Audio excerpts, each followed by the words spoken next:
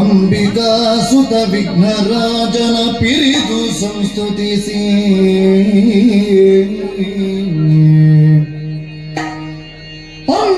ಅಂಬುನಿಧಿಯಾತ್ಮಜಗೆ ಕೈ ಮುಗಿದು ಅಂಬುಜಾಸನವಾಣಿಯರ ಪಾದಾಂಬುಜಕ್ಕೆ ಬುಡಮಡುತ್ತ ವರ್ಣಿಪಿ ನೀ ಕಥಾಮೃತವ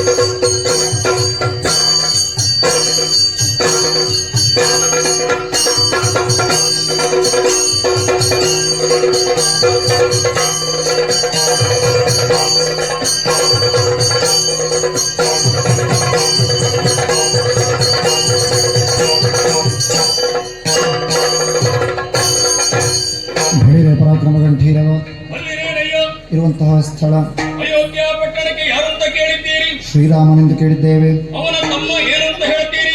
ಶತ್ರುಘ್ನೆಂದು ಕೇಳಿದ್ದೇವೆ. ನಾವೇ ಸರಿ ಹೊರಟು ಬಂದಗಾರೆ ಕೇಳದೆ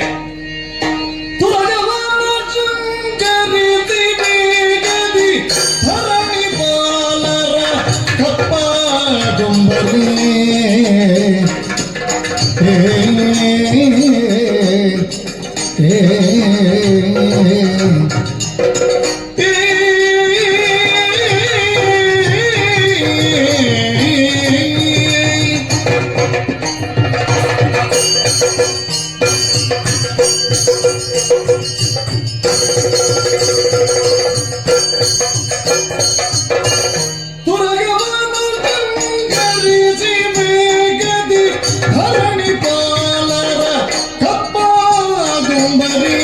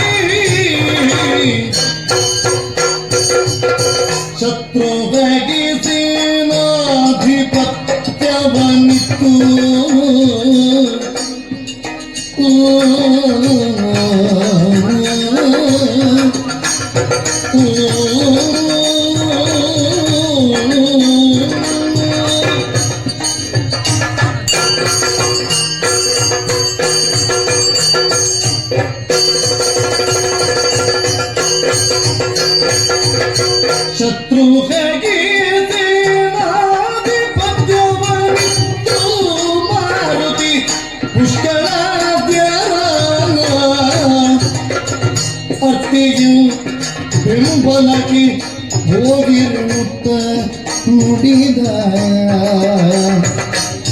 ಅತ್ತಿಯೂ ಬೆಂಬಲಕ್ಕೆ ಹೋಗಿದೆ ಮುತ್ತ ನುಡಿದ ಶತ್ರುಗ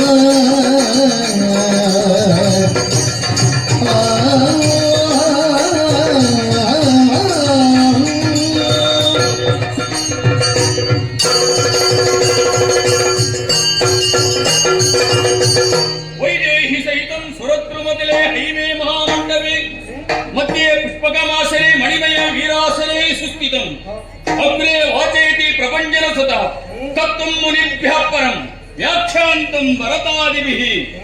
ಅಲ್ವಾ, ಎಂತಹ ಯೋಗ ನಮ್ಮದ್ದು. ಶ್ರೀರಾಮಚಂದ್ರಮನ ಸೇವೆಯನ್ನು ಮಾಡುವಂತಹ ಯೋಗ ಭಾಗ್ಯ ನಮ್ಮ ಪಾಲಿಗೆ ಒದಗಿ ಬಂದಿದೆ. ಶತ್ರುಘ್ನನಾದಂತಹ ನಾನು ಸದಾ ಕಾಲವು ರಾಮಜ್ಞಾನವನ್ನೇ ಮಾಡುತ್ತಾ 12 ವರ್ಷಗಳ ಕಾಲ ಕಳೆದ ನಾನು. ಆದರೆ ಮರಳಿ ಶ್ರೀರಾಮಚಂದ್ರ ವನವಾಸವನ್ನು ಮುಗಿಸಿ ಅಯೋಧ್ಯೆಗೆ ಬಂದು ಪಟ್ಟಾಭಿಷೇಚನವನ್ನು ನೆರವೇರಿಸಿ ಆ ನಂತರದಿಂದ ಪ್ರಭು ಶ್ರೀರಾಮಚಂದ್ರಮನ ಸೇವೆಯಲ್ಲೇ ನಾವು ಕಾಲವನ್ನು ಕಳೆಯುತ್ತಾ ಇದ್ದೆವು. ಆದರೆ ಬ್ರಹ್ಮಹತ್ಯಾ ದೋಷ ಇದೆ ಎನ್ನುವಂತಹ ಗುರುಗಳ ವಚನದಂತೆ ಅಶ್ವಮೇಧ ಯಾಗವನ್ನು ಪ್ರಾರಂಭಿಸಿದ ಅಮ್ಮಣ್ಣ. ಈ ಅಶ್ವಮೇಧವನ್ನು ಮಾಡಬೇಕು ಎನ್ನುವ ಹಾಗೆ ಸಂಕಲ್ಪವನ್ನು ಮಾಡಿ ತುರಗವನ್ನು ಶೃಂಗರಿಸಿ ಪೂಜಿಸಿ ಮುನಿಗಳ ಮಾತಿನಂತೆ ಆಶೀರ್ವಾದದಂತೆ ನಾವು ಹೊರಟಿದ್ದೇವೆ. ಹೊರಟಲ್ಲಿಗೆ ಬೆಂಗಾವಲಿಗಾಗಿ ಯಾರು ಹೋಗುವುದು ಅಂತ ಯೋಚನೆಯನ್ನು ಮಾಡಿದವಾಗ ನಮ್ಮಣ್ಣನಾದಂತಹ ಶ್ರೀರಾಮಚಂದ್ರಮ್ಮ ನನ್ನನ್ನೇ ಕರೆದು ಕಳುಹಿಸಿದ. ಎಂತಹ ಭಾಗ್ಯ ನೋಡು ನನ್ನದ್ದು. ಲಕ್ಷ್ಮಣ ಸದಾ ಕಾಲವು ರಾಮನಿಗೆ ನೆರಳಿನಂತೆ ಇದ್ದು ರಾಮನ ಸೇವೆಯನ್ನು ಮಾಡಿ ಪುನೀತನಾದ.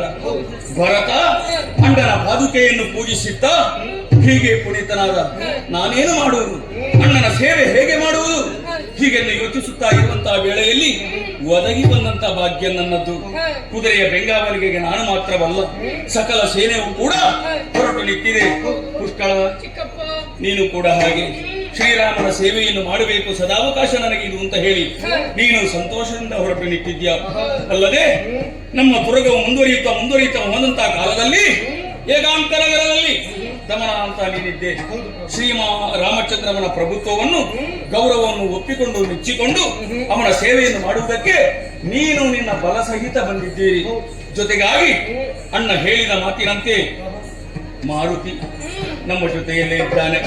ಎಷ್ಟು ಮಂದಿಗಳಿದ್ದಾರೆ. ಇದೆಲ್ಲವೂ ದೊಡ್ಡ ಒಂದು ರಾಮದೇವರ ಉತ್ಸವದ ಹಾಗೆ ಕಾಣುತ್ತಾ ಇದೆ. ವಿಜೃಂಭಣೆ ನಾವು ಹೊರಡ್ತಾ ಇದ್ದೇವೆ. ಅಸ್ಥಳದ ವೈದೇಹಿ ರಮಣಗೆ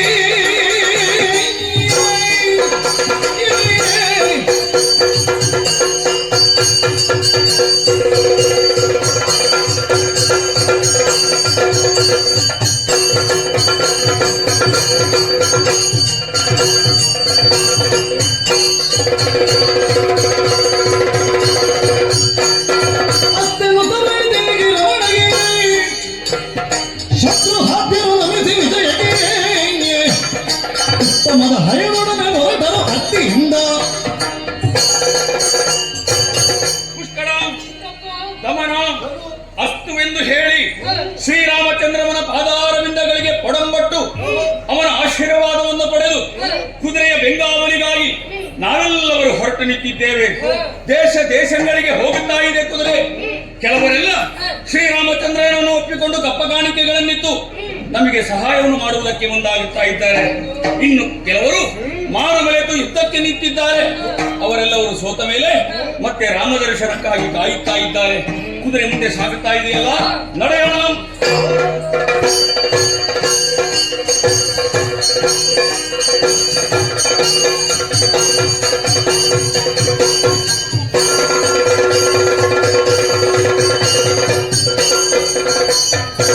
ಶತ್ರುಗಳ ಸೇನೆಯೊಡನೆ ವಿದ್ಯುನ್ಮಾಲಿ ಧೂರ್ತರ ಕಸಮನಾಯಕದಿ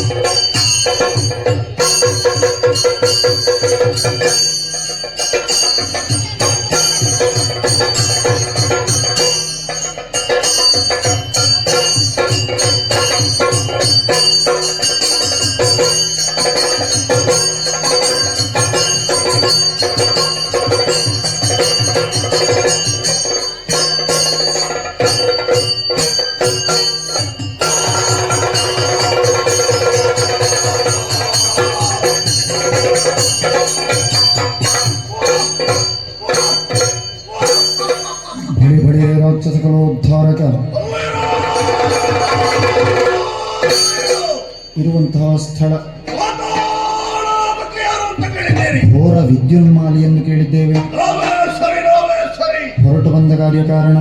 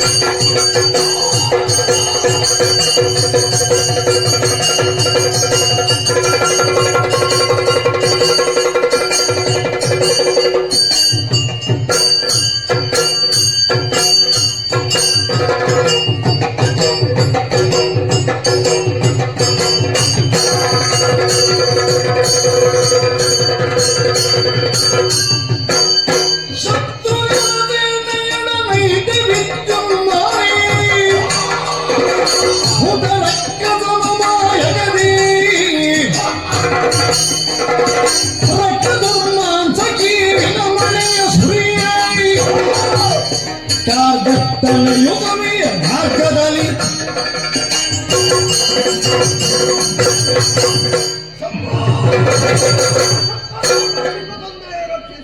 ಹ, ಈ ಪಾತಾಳ ಲೋಕದಲ್ಲಿ ಘೋರ ವಿದ್ಯುನ್ಮಾಲಿ ಎಂಬ ಹೆಸರಿನಿಂದ ಹ, ರಾಜ್ಯಭಾರವನ್ನು ನಡೆಸುತ್ತಾ ಇದ್ದೇನೆ. ಹ, ಓಲರ ಚಾವಣಿಯನ್ನು ಸೇರಿದ ಕ್ಷಣ ಹ, ಎಲ್ಲರೂ ಜಯಘೋಷವನ್ನು ಕೂಗುತ್ತಾ ಇದ್ದಾರೆ. ಹ, ಮನಸ್ಸಿಗೆ ಒಂದು ರೀತಿಯಾದಂತಹ ಸಮಾಧಾನ.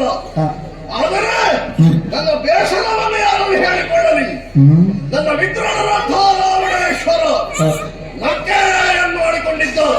ಆದರೆ ಏನು ಮಾಡೋಣ ಹೇಳಿ, ಏನು ಆ ರಾಮ ಲಕ್ಷ್ಮಣರಂತೆ ಹ, ಕೇವಲ ಹುಗುಮಾನವರಿಂದಾಗಿ ಹ, ಮರಣವನ್ನಪ್ಪುವಂತಹ ಪರಿಸ್ಥಿತಿ ಅವರ ಪಾಲಿಗೆ ಒದಗಿ ಬಂತು. ಹ, ಅವರ ಮಿತ್ರನಾಗಿ ಹ, ಸೇಡನ್ನು ತೀರಿಸಿಕೊಳ್ಳಬೇಕು ಎನ್ನುವ ಹಾಗೆ ಕಾಲಕ್ಕಾಗಿ ಕಾಯುತ್ತಾ ಇದ್ದೆ. ಹ್ಮ್. ಒದಗಿದದು ಈ ಶುಭಕಾಲ.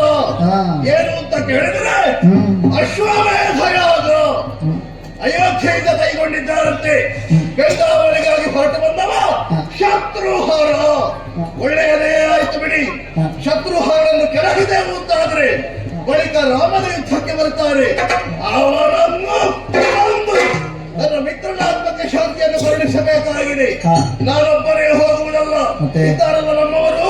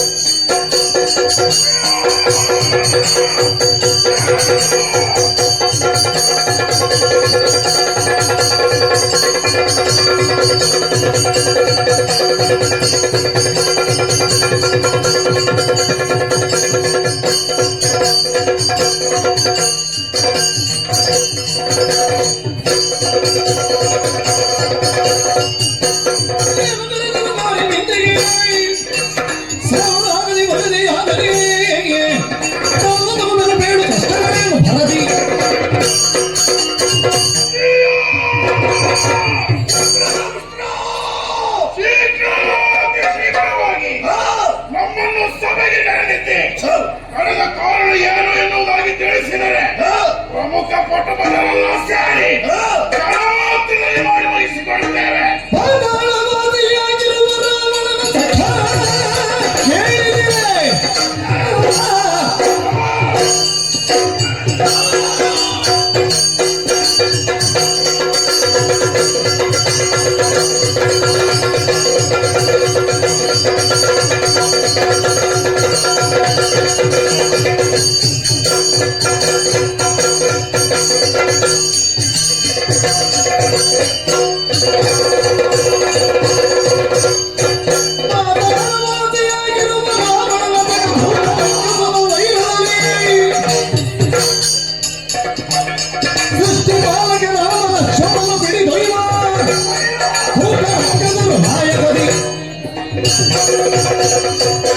ಅಮ್ಮವ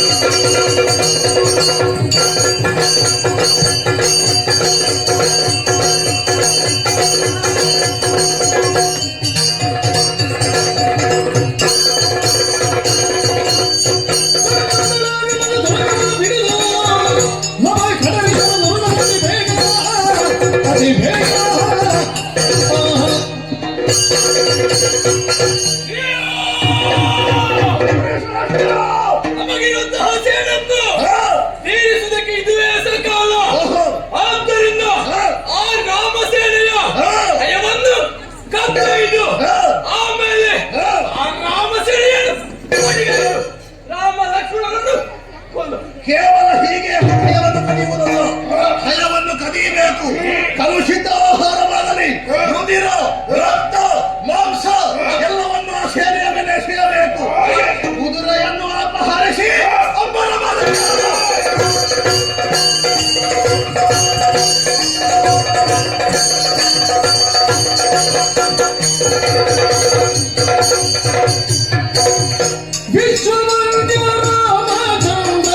ಅಶ್ವಮೇಧ ಹಯವಿನಲ್ಲಿ ಓದುದು ಮತ್ತೆ ಓದುದು ಏನಾದುದು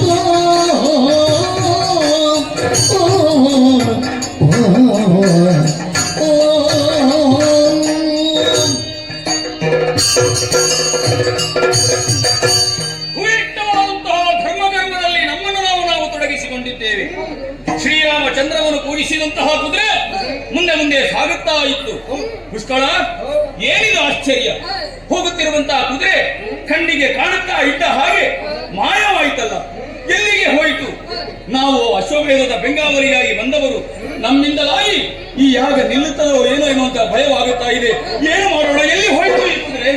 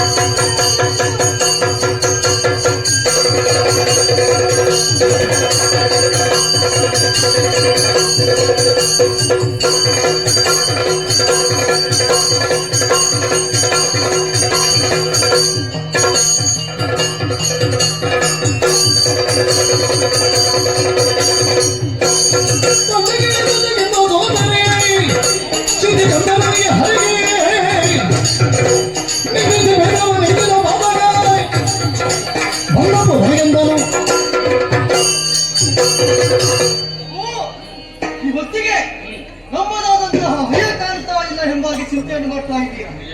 ಸಕಲ ವಿಚಾರವನ್ನು ನಾನು ಸರಿಯಾಗಿ ತಿಳಿದುಕೊಂಡೆ. ಹೇಗೆ? ನಮ್ಮ ಭಯವು ಬೇರೆಲ್ಲಿಯೂ ಇಲ್ಲ, ಇಲ್ಲೇ ಇದೆ. ಪಾತಾಳದ ಅಧಿಪತಿಯಾದಂತಹ ವಿದ್ಯುನ್ಮಾಲಿ ಎಂಬವ ಈ ಹೊತ್ತಿಗೆ ನಮ್ಮ ಭಯವನ್ನು ಅಪಹರಿಸಿದ್ದಾನೆ. ಅವ ಸಾಮಾನ್ಯನಲ್ಲ. ಯಾರು ಗೊತ್ತೇ? ರಾವಣನ ಪರಮ ಮಿತ್ರ.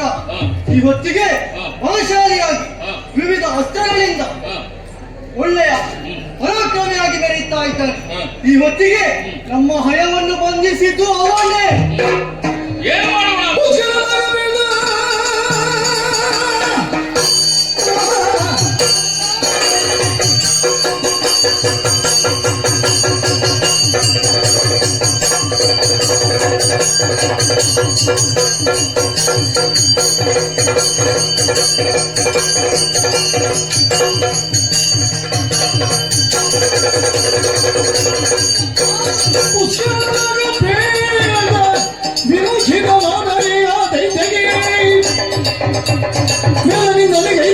ಧರ್ಮ ಹಿಸ್ಕಿದ್ದರು ಆದ ವಿಪ್ರ ಭಾವವು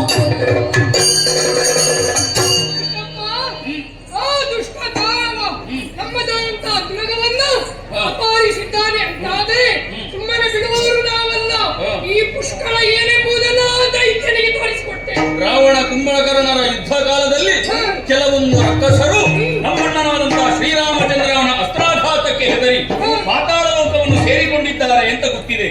ಆದ್ರೆ ಅವರು ಇಂತಹ ದುರ್ಬುದ್ಧಿಯ ಕೆಲಸವನ್ನು ಮಾಡ್ತಾರೆ ಅಂತ ನಾನು ಅನ್ನಿಸಿರಲಿಲ್ಲ. ಇರ್ಲಿ, ನಮಗೊಂದಿದ್ದ ಅವಕಾಶ. ನೀವೆಲ್ಲವರು ಸಿದ್ಧರಿದ್ದೀರಿ ಅಂತ ಆದ್ರೆ ನಿಮ್ಮನ್ನು ನೀವು ರಕ್ಷಿಸಿಕೊಂಡು ಆ ದುರುಳನನ್ನು ನಾಶ ಮಾಡುವುದಕ್ಕೆ ಹೊರಡೋಣ.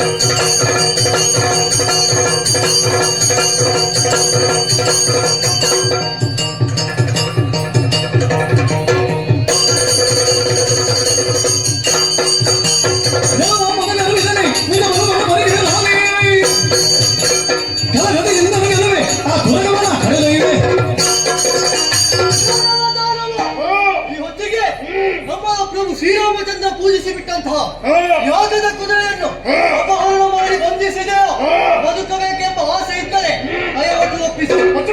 ಈ ರೀತಿ ಅವರು ಯಾರು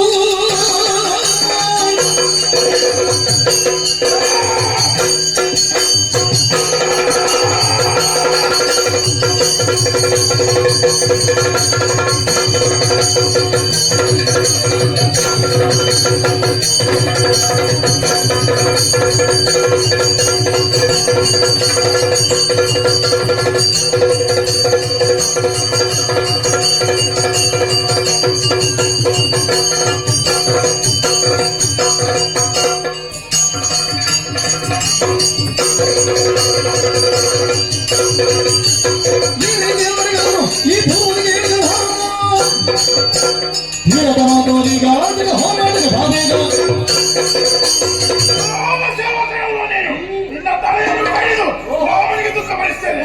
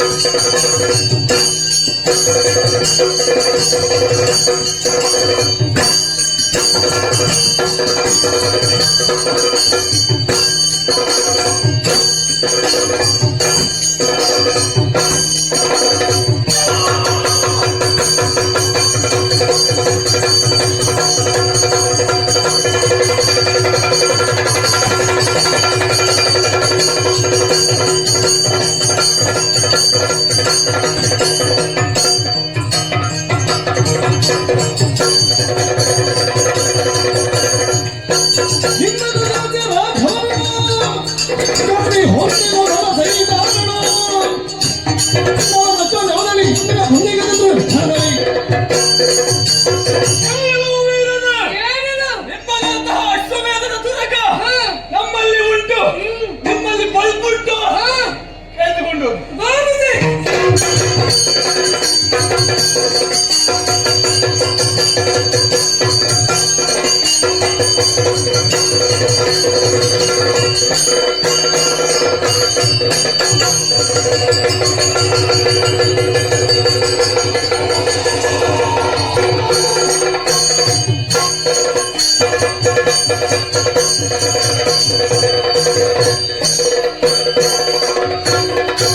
ಅಗ್ರಜನ ಗುಂಡಿನಿಂದು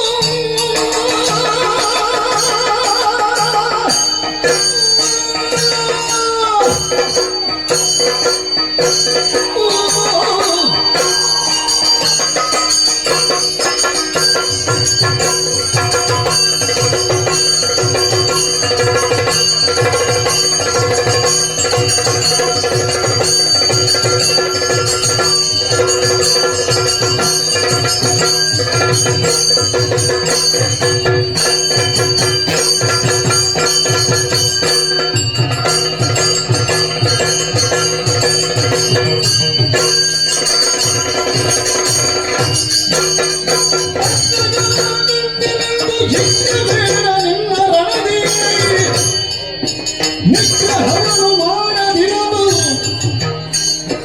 ವಿದ್ಯುನ್ಮಾಲೆ ನಿಗ್ರಹವನ್ನು ಮಾಡದಿರಲು ವಿದ್ಯುನ್ಮಾಲೆ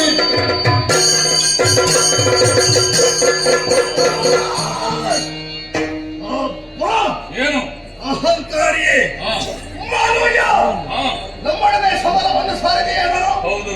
ಬಂದವ ಶತ್ರುಹರ ಶತ್ರುಹರ. ನನಗೂ ಸರಿಯಾಗಿ ವಿಷಯವನ್ನು ತಿಳಿದಿದೆ. ಹಾ, ಬಂದವ ಯಾವುದಕ್ಕಾಗಿ ಹಾ, ಕುದುರೆಯನ್ನು ಬೆಳೆಸುವುದಕ್ಕಾಗಿ ಹೌದು. ಬೇಕು ಅಂತ ಅಪಹರಣವನ್ನು ಮಾಡಿದ್ದೇವೆ. ಯಾಕೋ? ಕಾರಣವಿಷ್ಟೇ, ಹಾ, ನಮ್ಮ ಮಿತ್ರನಾದಂತಹ ರಾಮನ ಅಳಿವಾಗಿದೆ. ಹಾ, ಅವನ ಅಳಿವಿಗೆ ಕಾರಣಕರ್ತರು ನೀವೆಂಬುದಾಗಿ ಸರಿಯಾಗಿ ತಿಳಿದಿದ್ದೇವೆ. ಹಾ. ಆದ್ದರಿಂದ ಸೇಡನ್ನು ತೀರಿಸಿ ಬರ್ತೇನೆ. ಹಾ. ನಿನ್ನ ಸಹಿತವಾಗಿ ರಾಮ ಲಕ್ಷ್ಮಣರನ್ನು ಕೆಳಹದ ಇದ್ರೆ ಎಂದು ಮುಕ್ತಿಯಿಂದ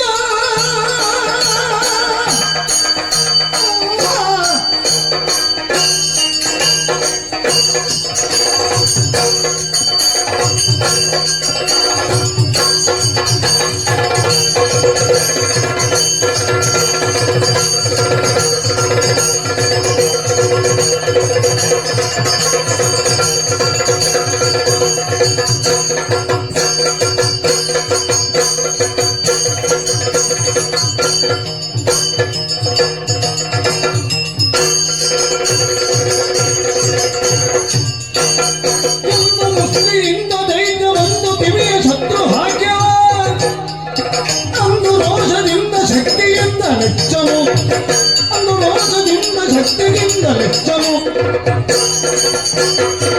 ವಿದ್ಯುನ್ಮಾಲಿ, ಪಾತಾಳಾಧಿಪ, ಎಲ್ಲೋ ಬದುಕುವುದಕ್ಕೆ ಬೇಕಾಗಿ ಅಂದು ಓಡಿದವ ನೀನು, ರಾಮನ ಅಸ್ತ್ರಕ್ಕೆ ಬೆದರಿದವ ನೀನು, ಜೀವವನ್ನು ಉಳಿಸಿಕೊಳ್ಳುವುದಕ್ಕಾಗಿ ಒಂದು ಹೊತ್ತು ತುತ್ತಿಗೂ ಕೂಡ ನಿನಗೆ ಗತಿ ಇರಲಿಲ್ಲ. ಬಲಯುತನಾಗಿ ಬಂದಿದ್ದೇನೆ. ಯಾರದ್ದೋ ಒಂದು ಸಹಾಯದಿಂದ ಪಾತಾಳವನ್ನು ಸೇರಿ ಈಗ ಮಾರುಮಲೆತು ಯುದ್ಧಕ್ಕೆ ನಿಂತಿದ್ದೀಯ. ಸತ್ಯ ಶ್ರೀರಾಮಚಂದ್ರನನ್ನು ಪೂಜಿಸಿ ಬಿಟ್ಟಂತಹ ಕುದುರೆಯನ್ನು ಅಪಹರಿಸಿದ್ದಿ ನೀನು. ಸೇಡಿದೆ ನನಗೆ. ಸೇಡಿ ಇದರಲ್ಲಿ ಮಾಡಬೇಡ. ನಿನ್ನಲ್ಲಿ ಸಾಮರ್ಥ್ಯ ಉಂಟುಂತಾದ್ರೆ ಕಾಳಗವನ್ನು ಮಾಡು, ಕುದುರೆಯನ್ನು ಬಿಟ್ಟುಕೊಡು. ಇಲ್ಲಂತಾದ್ರೆ ನನ್ನ ಅಸ್ತ್ರವನ್ನು ತಾಕುಕೋ. ಮೊಳಲಿಗೆ ಘನ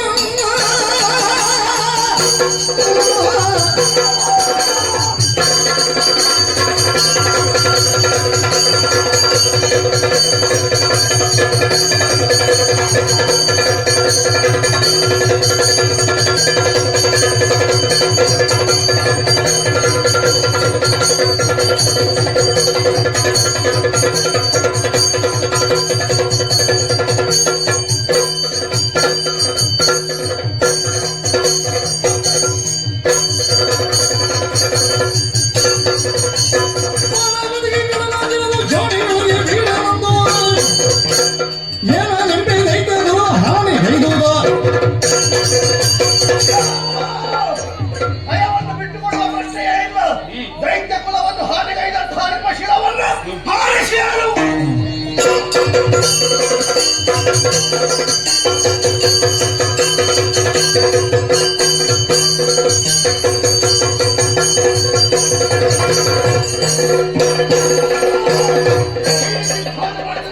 ಸಂಪಾದಿಸಿಕೊಳ್ಳುವುದಕ್ಕೆ ಸಾಧ್ಯವಿಲ್ಲ. ಇನ್ನೇನು ಮಾಡ್ತಿ? ವಜ್ರಾಸ್ತ್ರಗಳ ಪ್ರಯೋಗವಾಗಬೇಕಾಗಿದೆ. ಹಾ. ಇದು ಆಗ್ನೇಯಾಸ್ತ್ರ.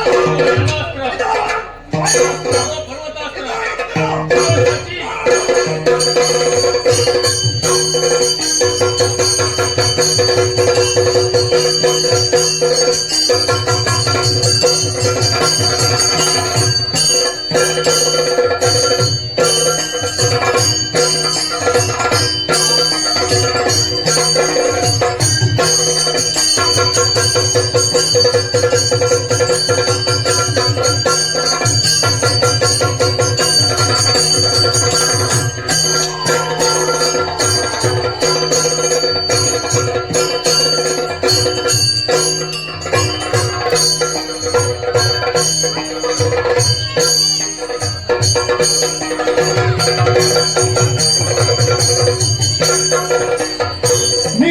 ನೀರಿನೊಳೆತ್ತಬಹುದು ಮೋಹಯವ್ಯಾವಿಡಿ ಸಾರಿದ ಚರಿಗವೀರ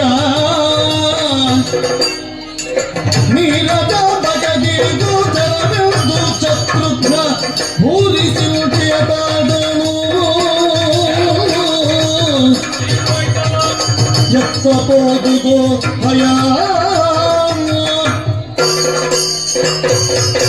ಪುಷ್ಕಳ ಘೋರ ವಿದ್ಯುನ್ಮಾಲಿಯನ್ನು ತೊರೆದು ನಾವು ಮೇಲೆ ಬಂದೆವು. ಹಾಗೆ ಆ ವಿಶ್ರಾಂತಿಯನ್ನು ಪಡೆಯುತ್ತಿರುವಂತಹ ಕಾಲದಲ್ಲಿ ಪೂಜಿಸಿ ಬಿಟ್ಟಂತಹ ತುರಗವು ಕೂಡ ತಂಗಿತ್ತು. ಆದರೆ ನೀರನ್ನು ಕುಡಿಯುವುದಕ್ಕಾಗಿ ಆ ಸರೋವರದ ಬಳಿಗೆ ಹೋದಂತಹ ಕುದುರೆಯು ಕಾಣುತ್ತಿಲ್ಲವಲ್ಲ. ಎತ್ತ ಹೋಯಿತು, ಎಲ್ಲಿ ಹೋಯಿತು ಹೀಗೆಂದು ಚಿಂತಾಕ್ರಾಂತರಾಗಿರುವಂತಹ ವೇಳೆಯಲ್ಲಿ ಬಂದವರು ಯಾರದು? ನಾರದ ಮಹರ್ಷಿಗಳು. ಅವರು ಹೇಳಿದ್ದೇನು? ಕುದುರೆ ಇಲ್ಲಿಲ್ಲ, ಮಾಯಾನಗರವನ್ನು ಸೇರಿದೆ. ಅಲ್ಲಿ ಇರುವವರು ಮದನಾಕ್ಷಿ ತಾರಾವಳಿಯರಂತೆ. ನೋಡೋಣ ಅವರು ಎದುರಿಸ್ತಾರಾ ಅಥವಾ ನಮ್ಮನ್ನು ಪೂಜಿಸ್ತಾರಾ? ನಿರೀಕ್ಷೆಯಲ್ಲಿರೋಣ.